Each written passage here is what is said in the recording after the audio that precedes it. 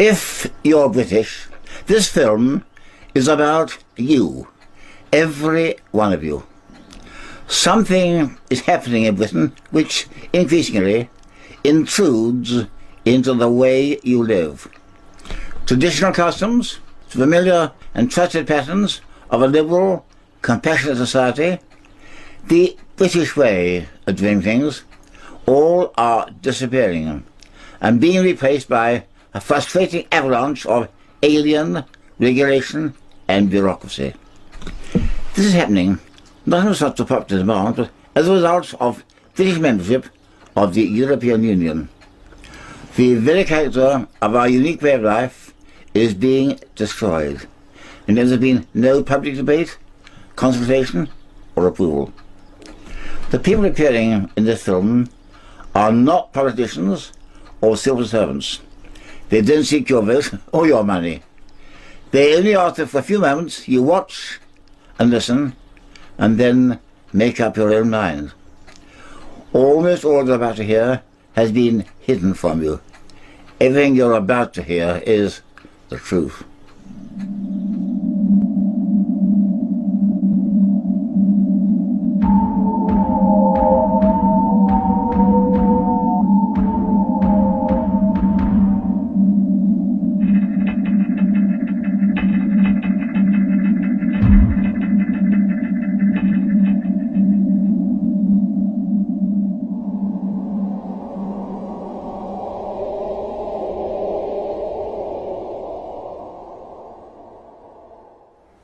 For the last 34 years, British politicians have been hiding from you the fact that they've been handing over the governance of your country to Brussels. This film shows how close they are to completing that process. In 1972, the British people were told that they were joining something called the Common Market. They were assured by Prime Minister Edward Heath that this was just a trading arrangement and involved no loss of essential national sovereignty. In this, the British nation was seriously and deliberately deceived.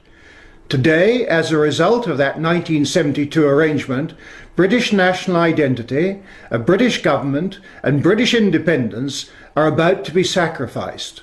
Britain is to disappear within a European federal state, and the British people are to be governed from Brussels by unelected foreign officials.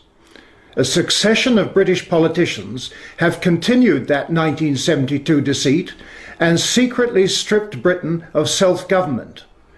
Details of this whole process have been suppressed and kept from you.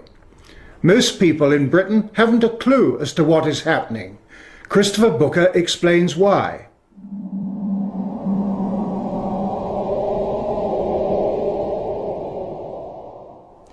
One of the most remarkable things about the European Union is how ignorant people are as to how it came about.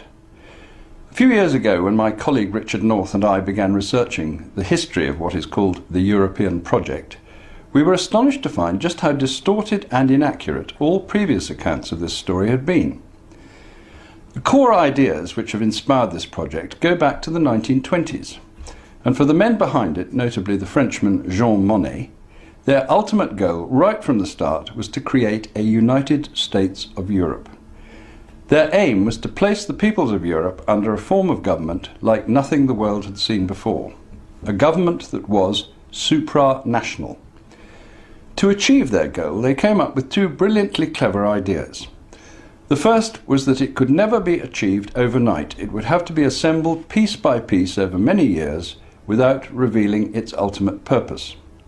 The other idea was that all the national governments of Europe should be left in place, while being gradually hollowed out from within, as they passed under ever greater control by the supranational power. Thus, what amounted to a slow-motion coup d'etat could take place without people realizing what was happening. That is why we called our story The Great Deception, because such is what the historical evidence shows it to have been. Step one in the early 1950s was Monnet's European Coal and Steel Community. He never intended this body to be anything other than the embryo of what would eventually be a government for Europe. The next step was to widen this into a European Economic Community set up by the Treaty of Rome in 1957. Again, this common market was deliberately intended to be just a cover for their true goal of complete political union. For nearly 30 years, the handing over of powers by national governments continued, the original 6 countries becoming 12, until in the 1980s the project was ready for its next great leap forward. This would need 2 new treaties, the Single European Act in 1986 and the Maastricht Treaty on European Union in 1992, followed in 1997 and 2001 by 2 more at Amsterdam and Nice. By now the real aims were coming out ever more into the open, as it was agreed that this new supranational government should have its own currency, its own foreign and defence policies, its own court system and police force, all the attributes of a sovereign state.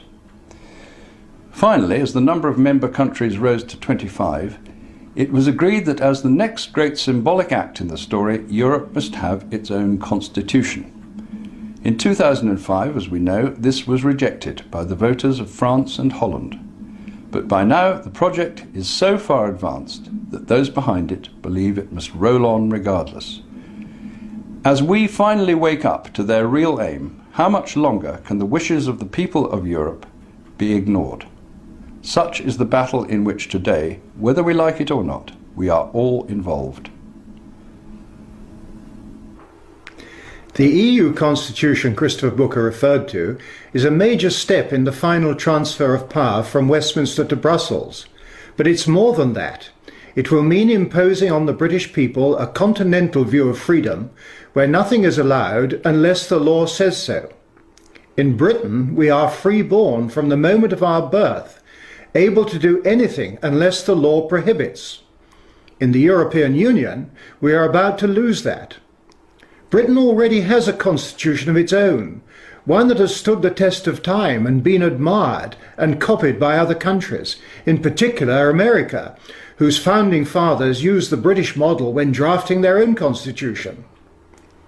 Is it so important that we retain our own constitution? What's so special about it? Here's John Bingley.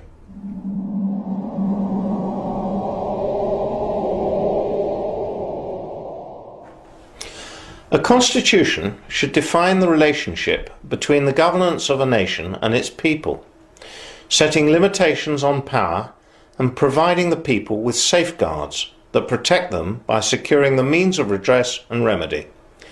We most certainly do have a British Constitution, and it does just that. Our Constitution has evolved over many centuries and consists of much written law. The best known examples are the Magna Carta in 1215 and the Declaration and Bill of Rights of 1688-9. In Britain we are governed according to the rule of law. The rules contained in our Constitution define how we must be governed. Primarily, the Coronation Oath stipulates the rule of law as the only means of our lawful governance, and places limitations on the use of executive power. Those limitations stop the divine right of kings. There ought to be no divine right of politicians either. In short, the British Constitution and the rule of law provide a framework for government by creating boundaries and constraints on the exercise of power. Dictatorial power can only come about when the ruler has both the power to make the law and to enforce it. Mussolini, Hitler and Stalin all achieved this total authority, resulting in staggering bloodshed. Our unique British Constitution prevents such unification of power taking place. Some vital principles of our Constitution are the right to jury trial, the right of habeas corpus, the presumption of innocence, the right to silence, no taxation without representation, no cruel and unusual punishments. All these principles and others are at the core of our Constitution and integral to our liberty, with a separation of powers as the safeguarding mechanism at its heart. It is entirely different from the continental system of administration and the proposed EU Constitution, where nothing is allowed unless the law permits. Our ancient Constitution determines that the duty of our politicians is to maintain our liberty. Liberty is the norm in Britain and is only constrained by the law. We British are free to do anything unless the law prohibits. The British Constitution has prevented the worst excesses of tyranny or despotism for centuries. Why should we wish to exchange this for a system which supports the unelected, the irremovable and the unaccountable. The imposition of the EU Constitution will mean the end of the British Constitution, and along with it will go all the protections we have enjoyed for centuries, including our right and our children's right of self-determination. In addition to bringing about the end of our unique British form of freedom, the EU Constitution transfers significant political power to Brussels. This, together with the combined losses brought about by the 5 treaties, means that the British people will no longer be free to govern themselves. We are close to the end game. But the EU Constitution, we were informed, could only be implemented if all 25 countries ratified it. Christopher Booker has been examining whether or not that condition has been observed, and what the EU Constitution really means.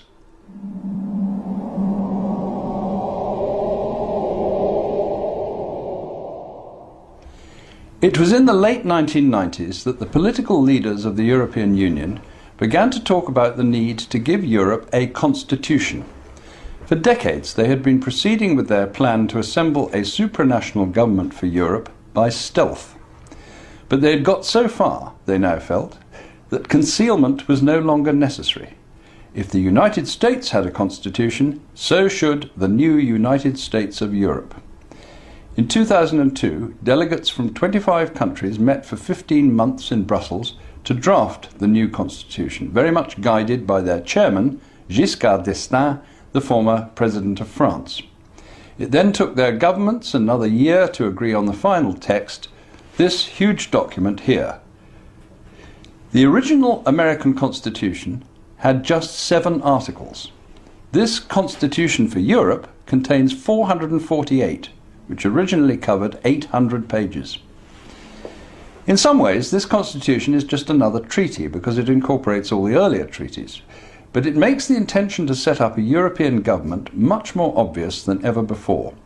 It gives the European Union, the Union as they now call it, pretty well all the attributes of a fully fledged state, with its own flag, its own currency, its own foreign and defence policies, its own courts and legal officers, its own federal police force.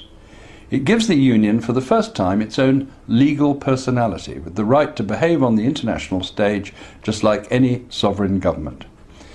It recognises for the first time in a treaty the principle that the laws of the Union are superior in every respect to those made by national parliaments and courts. It marks a further massive handing over of powers from national governments to the central government in Brussels. It greatly extends the areas of life where Brussels has the power to dictate policies and laws. It also reduces almost to vanishing point the right of national governments to veto laws which they do not consider in their country's interests. It includes all the 54 articles of the so-called Charter of Fundamental Rights, the document which we were told by a British minister would have no more legal significance than a copy of the Sun newspaper or the Beano. What this document confirms, in short, is the desire to set up a supranational government which is not elected and which the peoples of Europe cannot call to account or dismiss. It marks the transformation of Europe, in effect, into a one-party state. Yet this is what the governments of Europe agreed to in our name in 2004. Only in 2005, when it was rejected by the voters of France and Holland, did the plan to impose this constitution on us all at last run into a mighty obstacle. For the moment, it has been put on ice, but there are plenty of people at the top in Europe who are looking for ways to bring it back onto the agenda. Meanwhile, they are already pushing ahead with many of its contents, from a European space programme to a common defence policy, just as if their constitution was already legally in force. They are not going to give up. The EU Constitution sweeps up those few areas of governmental power that still, just about, remain British. But what about our economy?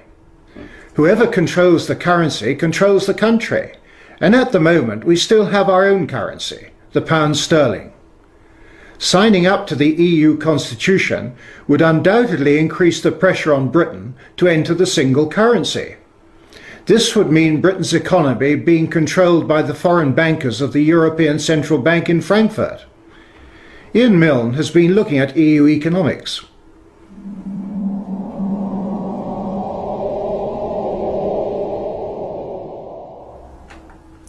There's a huge misconception that the EU political economic model represents the future. Big mistake. Let me explain. The EU model is copied nowhere in the developed world. The relatively few customs unions that do exist are in poor African and Latin American countries, former Soviet satellites, and some of the Gulf states. But outside Europe, no major industrial trading nation, not the USA, not Japan, not South Korea, not Singapore, not Australia, not Chile, has chosen to conduct its trade via an EU-type customs union and single market. Neither, and here's the killer fact, have tomorrow's economic giants, China and India. All have chosen user-friendly, light-touch, government-to-government arrangements. That's the future, trade-wise. The claim that the UK needs the EU for its trade and jobs is an empty one. Over 90% of the UK economy is not involved in exporting to the EU. The USA, not in the EU, sells more to the EU than the UK does, without paying a penny to Brussels or imposing 1 ounce of EU regulation on the US economy. The UK has a huge and growing deficit on its trade with continental Europe, and the cost of UK membership of the EU massively outweighs the benefit. British access to the 6% of the world's population living in the EU costs us a fortune. The Treasury hands over £250 million of our taxes to Brussels every single week. British access to the other 94% of the world's population outside the EU is free. The fact is, the EU is the past, invented in the 1950s to meet the failures of the 1930s. But in tomorrow's world it'll soon be an irrelevance, overshadowed by the USA, China and India, all of which, as it happens, conduct their business in English. Those are the countries we have to be free to engage with, as equals, to build a better world in the 21st century. It's time this country got out and embraced the future. So our political power has been handed away, our constitutional power is planned to go, and our economic power is being seriously threatened. All this was planned and must happen if the EU is to control us completely. But that isn't enough. Everything that is British must go, and that's where local government plays its part in dismantling the British state. Part of the political takeover is the hollowing out process Christopher Booker spoke of earlier, and the pretense that our Parliament still governs Britain, whilst in reality it is merely the puppet of Brussels. Eventually, Westminster will cease to exist, and 12 regional governments, answerable to Brussels, will take over. This breakup of Britain has been investigated by Lindsay Jenkins.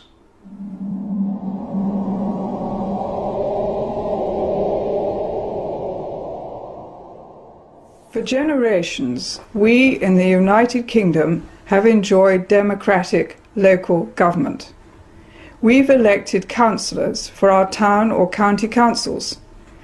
Many of us have volunteered to be parish councillors, unpaid, to do our bit for the village. But within a year or two, it will all be gone. Most of it has gone already. The Treaty of Rome was the death knell for democratic government. Today, county, borough and parish councils are all giving way to regions, to sub-regions and sub-sub-regions, the European Union's system of local government. But it's taken time to destroy what was British and replace it with the European model. John Major began the rot with government offices in the regions, new divisions, never before known in this country. But when Tony Blair won that landslide victory in 1997, the destruction accelerated. London, Scotland, Wales and Northern Ireland now have their own elected assemblies. The one in Edinburgh is grandly called a parliament. They may think they have a large measure of independence and freedom, but each is just a region in the European Union. And what about the rest of England? That's divided into 8 regions, the South West, the South East, the East Midlands and so on. but with appointed assemblies. When people in the northeast gave a resounding thumbs down to an elected assembly, the appointed assembly just carried on regardless. But assemblies don't matter. Elected or not, they're just wallpaper. One assembly member told me that he got his massive pile of papers just days before a meeting, and he had no real idea of what was going on. Only the few who drive this process know. They're the assembly officers, the permanent staff, confident, powerful, professional. They're the real power brokers. It's a charade of democracy. The new regions are getting more and more power. Planning. How we can use our land, British land, has already been removed from elected local and county councils and is directed from Brussels. Every region's plans now have to fit into the Brussels plan. Soon it will be the turn of the police and their new super regional forces. Will they answer to the European Union's police force, Europol, in The Hague? Soon London will be just a regional capital and not a focus of the nation state, because there won't be a nation state, just a collection of European regions. Britain will have disappeared. As you have seen, since 1972, the balkanization of Britain into 12 EU provinces has continued apace, so that today the process of deconstructing Britain is almost complete. And there is nothing our politicians seem willing to do about it, albeit that it is in defiance of our own constitution.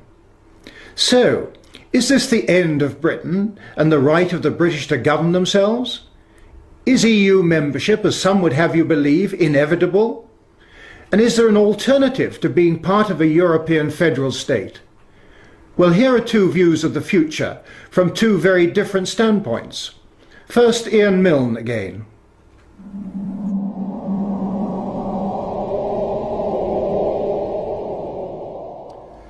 The story of the next 50 years is going to be the rise and rise of the world outside the EU, where the other 94% of the population of the planet lives. In that vibrant, growing 94%, the independent, self-governing nation is the rule, not the exception. Our English-speaking cousins in America, Canada, Australia, New Zealand, South Africa, Singapore are proud to be self-governing nations. The world's second biggest economy, Japan, is proud to be a self-governing nation. So are those coming superpowers, China and India. For all these countries, big and small, the idea of surrendering the power to govern themselves, as Britain has done, to a supranational bureaucracy, and a corrupt one at that, is literally incomprehensible. We're the third biggest trading nation in the world, ahead of Japan, and the fifth biggest economy in the world. We're the headquarters of the Commonwealth, that voluntary association of English-speaking, self-governing nations, with members on 6 continents and almost a third of global population. So the claim that we'd be isolated outside the EU is pure, unadulterated nonsense. Just think of the benefits of reclaiming our independence by leaving the EU and joining that growing 94% of the world. First, trade. We already do 50% more of our trade outside the EU than with the EU.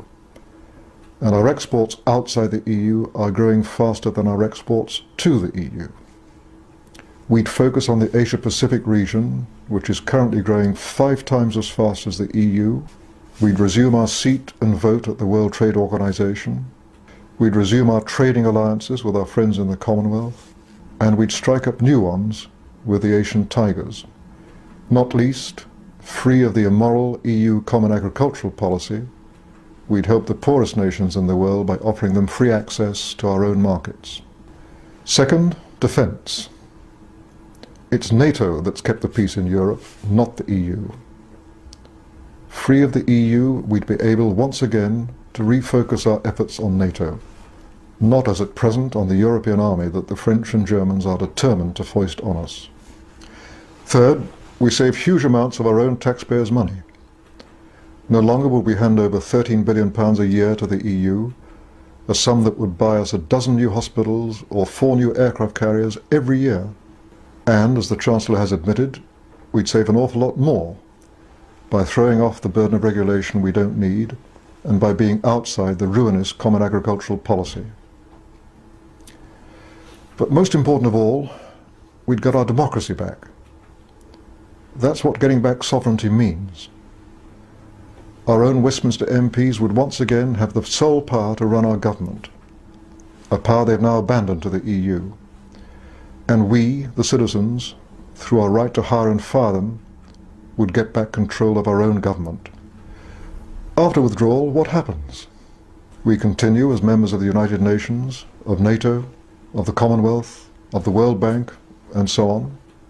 We make it clear to the rest of the EU that they're our friends and allies. We keep free trade and free movement of capital with the rest of the EU, because they'll be desperate to keep on selling us BMWs and Renaults and Camembert cheese. We're their biggest single customer worldwide. They sell us far more than we sell them, which means that more of their jobs depend on trade with us than on the other way round. Finally, how do we get out? It's simpler than you'd think. First, we get the support of the British people in a referendum, and then we repeal the 1972 European Communities Act, by which we joined the then common market. That's all we have to do. The rest is detail. There is much more we could have told you about the European Union.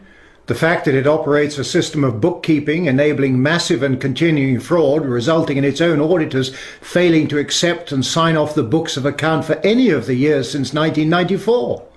The fact that all the important decisions affecting you and I are taken behind closed doors, in total secrecy, and the fact that all the people who make those decisions are unelected to those positions, unaccountable to anyone, and largely unknown. But time does not permit. Whatever happens from now on depends very much on you. You must make up your mind as to what kind of country you want to live in, and in which your children can grow in freedom. If you are disturbed or concerned by what you've seen in this film, please don't take our word for it. Check it out for yourself. A list of books, pamphlets and other sources are included at the end of this film. Vladimir Bukovsky spent a total of 12 years in Russian psychiatric prisons and labor camps for defending human rights during the 1960s and 1970s. His last period of imprisonment was in 1971. He came to the West in 1976 and now lives in Cambridge. He has experienced firsthand a system which he considers ominously similar to the one being imposed upon us. If he is right, then the Britain you and I know truly is on the brink of extinction.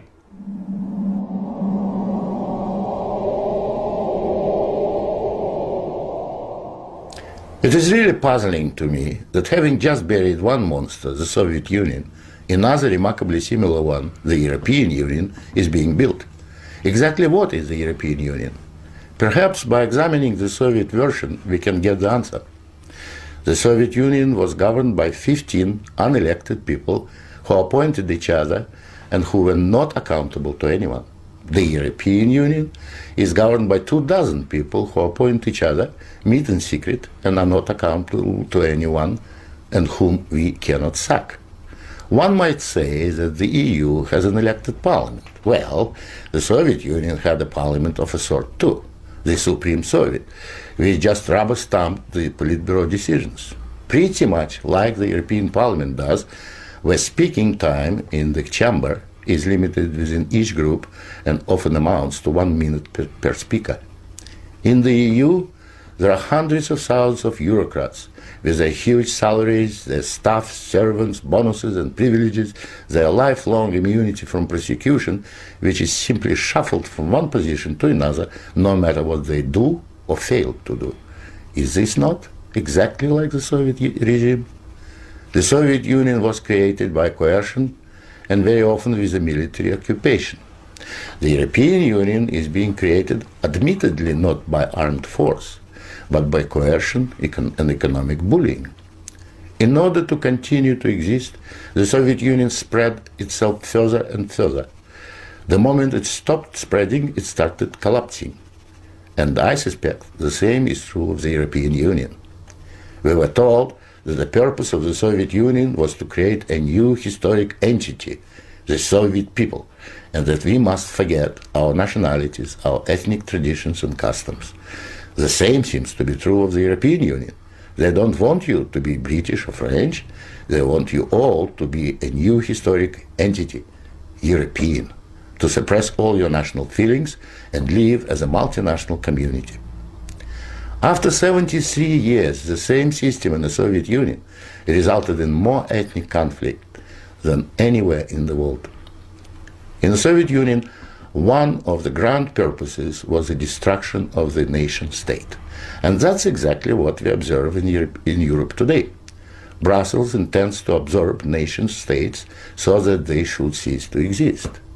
Corruption was built into the Soviet system from top down, and so it is in the EU. The same endemic corruption activity that we saw in the old Soviet Union has flourished in the EU. Those who oppose or expose it are silenced or punished.